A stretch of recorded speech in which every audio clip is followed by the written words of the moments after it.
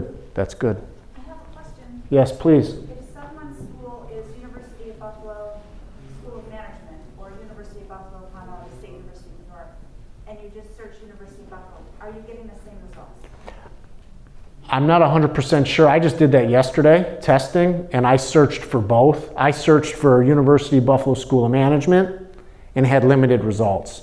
I searched for University of Buffalo, I had broader, then I searched for both and I had a bigger number. So I think you should search for, maybe you have multiple. Do you know that answer? Yeah, so if someone has, if someone is University of Buffalo School of Management, they don't necessarily come up with The UB search. Buffalo, yeah. Right. So Put in both. Yes, I did see that.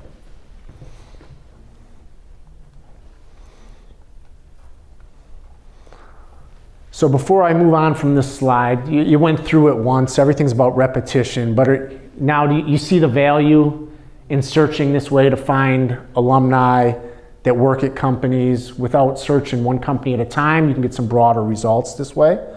So you're just going to search by the name of the school or the school, UB School of Management, right? Search it a few different ways.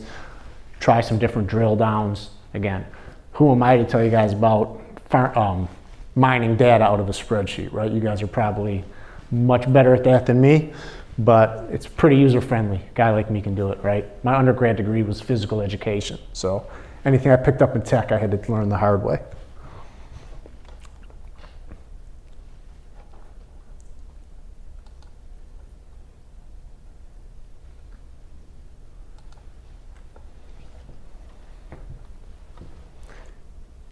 And we did mention the paid version of LinkedIn, and I don't think it's something that you really need as a job searcher or in your job search, but there are some benefits of that. For example, if you see an open position listed on somebody's LinkedIn jobs page, you have the ability to email the recruiter that's assigned to the position directly to ask follow-up questions. But the cost of sales, I don't know what the cost is. It's probably about $800 a year, and that's the only thing you'd really be using it for. I'd say it's probably not worth it. You can kind of mine that data out anyways. And if you have a common connection, so like I mentioned Amazon earlier, I have a friend at Amazon. I applied for a job like a year ago, and I say, hey, who would be the hiring manager for this position? Because he just raves about the place. So if you're thinking about it, they work you hard, but they pay you good, and they've got a good culture. So he says, try this guy. I look the guy up, chances are he's from Lockport, New York. He was a UB graduate. I had I had somebody that referred me to him. I knew that he was local and I could reference a school, and I got him to respond immediately. I didn't get the job, right? I didn't even get an interview, but point being, there was those common connections. We made a real connection. We talked, and what are the chances? I knew somebody, and he could tell me, hey, talk to this guy. He's in charge of the department. We just happen to have some common connections on top of that. So this is another example, but this is an example of me. Last year, I was looking for a new job. I heard that T-Mobile was hiring a business class sales team in Buffalo. I had worked with a guy at Time Warner who was a director at Time Warner and like a senior director at T-Mobile. Never worked with him, never met him personally, but knew that he was there and heard that he was a decent guy. So I found him on LinkedIn. I reached out to him. I said, hey, I heard you're hiring a team in Buffalo. And he says, yeah, we're not doing anything yet, grow it out in some time. Follow up 6 months later, I say, hey, I heard you got some open positions coming in the Buffalo-Rochester area. He says, yeah, I do. I'm gonna connect, give me a call. We have a call, talk for 15 minutes, hooks me up with the recruiter gives me a phone interview. Don't hear anything, I follow up with the recruiter, just standard, good, right, practice stuff. Okay, they already had somebody slotted for the job. Like I said, it's who you know. Somebody else already knew the hiring manager. I just knew his boss. So my follow-up gets me an interview with the hiring manager in Rochester. He takes me the whole rigmarole, takes me through it, and then says, yeah, I already got somebody slotted for the job, but I heard good things about you from my director. I heard good things about you from the recruiter, so I wanted to interview you. I want to build a bench anyways. And in the meantime, I tell myself, you know, like that's why I'm going to work for myself. I'm not going to be getting bounced around waiting on opportunity to find me. I'm just going to go make it myself. But I reached out to this guy who I'd never really knew, but knew that we worked at the same company. That was my connection request. Hey, we both worked at Time Warner. Can we connect? Follow-up message is, I heard you're going to be starting a team in Buffalo. Nothing yet. Follow up in a few months. Yes, we are. We got some open positions. Hooks me up with the recruiter. Hooks me up with the hiring manager. Bing, bing, bing, bing, right? But I couldn't rush that. Again, it's a long game. Relationships are a long game, but it's strategic. And as long as you have good follow-up, I don't know if you know, I use CRMs, but if you keep a spreadsheet of where you've applied and when you talk to people, if it's a message once a month or every 3 months, if they gave you a good conversation, just stay in touch. They may move from Amazon to Google, right? And you got the relationship and then they're hiring for a new position. So just because you don't get immediate value, don't dismiss the value of that relationship. Every day I'm amazed by things that come through as a result of people I knew years ago. Or, some go back to my undergrad and it's like, they'll give me a deal because we went to undergrad and there was never really an opportunity for 10 or 15 years. But they remember, right? People remember how you made them feel, so treat people right. Okay, so we went through this, keywords, the company, the industry, the location. We just went through that screen, so I don't need to regurgitate that for you. Now, so you're connected. We talked about personalized connection requests. Now what's next? First thing is going to be to engage on their content. Then you're going to start a conversation with a follow-up message. So the way I see this flow work is, we send a personalized connection request. Don't send them out in batch so you know every person that adds you, right? A couple a day, every day, they add you. You thank them for connecting. You engage on some of their content. Then you send them a message about the type of content you see them posting. Moving into the relationship, one way to look for the recent activity. Again, we just went through this. We just walked through this. I had you do it, so now content marketing strategy.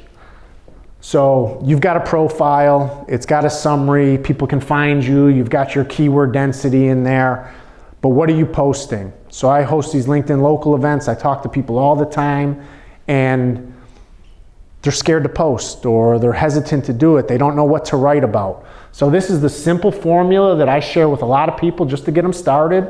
You don't have to create unique, authentic content all the time. You don't talk about yourself or how great you are all the time, but there's a small recipe. So let's say you post 4 times a week. Maybe it's 4 times a month, right? But you want to have a brand and you want to stay on brand. So these are the 4 ways that you can not seem like you're talking about yourself. You can show some authority. You can show what you're interested in. So once one of these 4 touches is about the industry. It's sharing an article that was published in a trade journal. It's anything industry specific. The next can be company specific. Maybe it's about UB. Maybe it's about Amazon or the company that you want to work at. Reshare something that the person you're following shared. Write a message and tag them. John Smith, you don't call him his title, right? But John Smith, the recruiter at Amazon, just shared this awesome article about Amazon's leadership culture. And when you tag him in that, he sees it. Now he sees you're engaged with his content, you're reading it. It's top of mind, right? Who is this Mike that keeps engaging and commenting on all my stuff? 1 out of 4 can promote yourself. So, you do a presentation in your program, you get a picture of it or a little video, you post that online. Me and my group just presented on our data research project and 3 ways that we can improve this company, and you give yourself some kudos for the work that you just did. And then promote people in your network. So if somebody helped you, if you connect with an alumni and they give you an introduction, say thank you in a public post. Thank you, Mark Adler, for connecting me from School of Management, right? For connecting me with Jane Doe, who works at Lockheed Martin. That introduction turned into a great conversation. I thank both of you. You tag them both. You give them the thanks. It's not about you, it's about them. They're going to engage on that because you're putting them in a positive light. So a very simple content strategy. Your activity shows your interest and your authority. So stay on brand. Share about your industry, your experience, your expectations. So 5-touch process. New connection with the connection request. We're going to nurture that relationship. We're engaging on their content a few times. The first message is going to thank them for accepting your connection request. Tell them that you've been reading the content. Show them that you're engaged. The second message is sharing a link or a post or something that you shared, saying, hey, I just shared this article about Amazon or about this trend in our industry. What are your thoughts? And then they'll comment on your, right? Chances are they'll respond, they'll comment because it's the first thing you've asked for. Just read this and tell me what you think. Or you could ask them a specific question. Don't ask big, broad, how do I get a job at Amazon? It's not right. It's not enough, right? Say, what's the top skill they're looking for in data scientists at Amazon? Then it gives them a starting point. Make it easy. And then the fifth touch may be asking for a conversation. So here's what's worked great for, I'll get you 1 sec, okay? Here's what's worked best for me in moving these conversations along. I engage, there's a couple of messages, go back and forth, email style. Then I get 10 or 15 minutes of their time and I ask them to get on a video conference call, whether it's Zoom or Skype. We get eye to eye for 10 or 15 minutes. You see how much you learn about somebody in a 2-minute video at the beginning. You can have this, right, two-way conversation for 15 minutes, find a way to build a relationship, and you learn more about somebody in 15 minutes than you will 5 years of social connection, right? So after there's some trust and relationship established, ask them for a video call. You could do a phone call, but I ask for video calls all the time and have great success. And on LinkedIn, people are open to that right now. There's a big sense of community. Yeah, you have a question? So this is regarding the recruiters on LinkedIn. Yes. A lot of time it happens that you send them a message and you send a connect request, a personalized connect request. They connect with you, but they don't really respond to the message. Yep. So is it okay to send them a follow-up message and try to get them to talk to you? Because just having a connection, it's good that you can connect to a lot of people, but Yep. if you're not engaging with that person, does it really matter to have a connection? Yep. So that's what I wanted to ask. Yeah, I think it's definitely good to follow up, but don't follow up like you have some big expectation. You say we recently connected, and I had a question I wanted to ask you about and again, ask that specific question so they can give you an answer. And again, most people aren't going to follow up on that, right? Most people do not follow up, but don't follow up and be pushy or asking for too much, or they're just going to avoid it as extra work. And you think, if it's a recruiter at a big company, their inbox is getting blown up. So again, find a way to stand out there and ask a pointed question, then you get a pointed answer, and then you continue that, right? But I think that's common. I think it happens all the time, and especially with the first message request, right? Use LinkedIn to help you land a job and advance your career. That's what we've been talking about. Some milestones. I'm here today. Over the next month, you should be making connections and building relationships with these new connections. In April, you should be, so you're walking them through. You're giving them some time, then you're asking for time with a video conference call. You're building a relationship, maybe informational interview kind of thing, which I'm sure Career Services talks to you about. Tell me how you got the job. Tell me what the career ladder looks like. Ask them a few simple questions. That could even be via email. And then you're graduating in May, and you should be having interviews in that time and hopefully landing a job within hopefully before you graduate, but if not, within the first 60 days, right?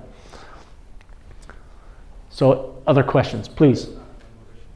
So what is the best way of leveraging the connection that you have made with someone? So you start talking to them, and then after a while they agree that they are going to refer you. Mm-hmm. So referral is like the one thing I think most of them actually know that's why we are connecting with them. So how do you leverage it in the best possible way? Like asking for a referral or asking them to connect you with someone else or to the hiring manager? Or what is the best way of going about it? Yeah, so you make sure they know what your goal is. And if your goal is to get a position in the company, then to ask who else you can talk to within the company to help you find a job when you graduate in May. So you ask for, if they're not the one that can give you the job, you ask them to point you in the right direction to who else can help you. So you're going to connect with people that can't hire you, but they can help you get to someone who can answer your questions, the person you need to know. So just because someone's not the hiring manager doesn't mean you don't connect. You still build that relationship, and then you ask them how they can help you to talk to the right person. Make sense? Okay. I'm going to go to the back, and then I'll come to you, sir. First you. In the corner. Yeah, did you raise your hand? Oh, okay. Then I'll take you here in the blue shirt. Yeah, so what's your opinion on getting the LinkedIn premium? Do you think it improvises your chances or something? In the job search, I really don't. I don't think it's necessary. If you're prospecting for business, it's a different story because then there's a return on investment for you. There's very little you're going to get on the job seeker side other than a little more analytics, some deeper Boolean search options, right? In Sales Navigator, you can drill down a little deeper, but you may only use it for a few months until you find a job. Having the little badge on your profile means nothing, right? It just means you spent some money. So I think there's better ways to spend that money, like a video CV or something.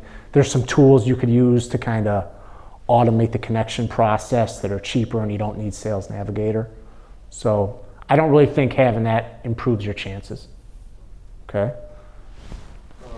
Most of us are graduating in May Yes. this year, so postings of jobs in LinkedIn does not come with a deadline that they are looking for someone immediate, or they can take someone who are graduating in June or May or June. So how do we find that? Melissa, sure. Feel free, but if you need help with that, I'm happy to. Yeah, go ahead, answer it. Assume that every job is current immediate opening, unless they indicate that they're looking for students or June grads or those looking for jobs in the summer or that sort of thing. Okay? I did read somewhere in doing my research that most of these MIS type of roles are filled within 60 days, which makes me think they're not sitting open too long. But, just apply to them, get on the phone with a recruiter and tell them you're graduating in May, and maybe if you're the right candidate, they extend it for 30 days for you. I wouldn't not apply. Sure. So according to you, is it a good strategy to start applying right away, or like take some time and wait till like March or April and then start applying for it? I would personally, and I'm not a career counselor, but I would start applying and I would start having interviews and going through the motions and meeting people. And if they tell you that you can't get the job now because they need to hire somebody immediately, so be it, right? You've been through the process. Now they know you. If they liked you, they may send you the next opening that comes up because you know them. Well, we got it slated to fill 20 of these positions by the end of the year. Reapply. We'll keep your application on file and reapply when you see the next posting. So I would say start. Would you disagree with me? You said you were spot on. Okay, good. We often have companies reach out to students who applied months ago because they remembered them. Yep. And you never know what happens. Yeah, it's that relationship, and you're getting practice, right? You can mock interview in the career service, or you can have real interviews with the companies you want to work for. And if you knock their socks off, they're not going to forget you. And then you follow up, right? You find out who you talk to in the interview, and if they're on LinkedIn, you make sure you make that connection as well. Okay? Good engagement from you. I like it. Who else? Other questions? Okay, start in the front, then I'll come to you in the red. Okay? Should we put our resume on our LinkedIn profile? Can't hurt. Yeah. In the red, yep. Okay, my question is about the LinkedIn headline. So you said that we should include the titles we are targeting for business analyst or data analyst in the LinkedIn headline. But what if you're targeting more than one profile? Is it wise to include all those titles in the headline, because it might give an impression to recruiter that the candidate is not certain what he or she is looking exactly. So is it wise to add all those titles in the headline? I wouldn't say add them all in the headline. I'd say add your ideal title in the headline. And then in your summary say, I'm open to positions as a data analyst, business analyst, right? And list a couple for the keyword density. Want me to wrap it up? Okay. Yeah, so by a show of hands, was this helpful? Okay, good. You're connected with me on LinkedIn now. If I can answer a question that I didn't already, feel free to reach out to me. If you want to right now on your computers, go to this link. I've got some videos and some tips on best practices for your profile. This mikespence.fyi.to/ or if you search fyi.to Mike Spence, you'll end up finding me in the first page of results. And if you want to get regular updates from me, there's a opt-in form there, and I'll send you new content as it's released. I know that a lot of our students have class coming up, but I want to hear one thing that you learned today that would be very helpful for you moving forward. Video resumes. What else? Those functionalities. Absolutely.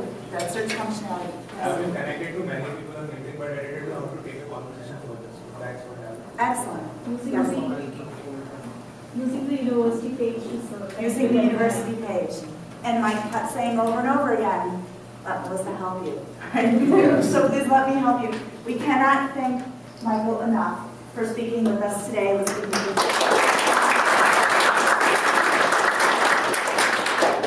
So there's lunch out in the hallway. If you need to grab and go, you can do that because it's a box lunch and it's all vegetarian sandwiches and our students here, but enjoy. Hey, before you leave, if anybody doesn't have class, my cameraman back here is actually a UB graduate, so we gave him some work as a result of UB giving me some work. But we'd like to get a couple 60-minute testimonials of something you learned today, so I can use that in the marketing of this in the future. If you have class, I get it. If you can stick around for a minute and give them a quick video, please.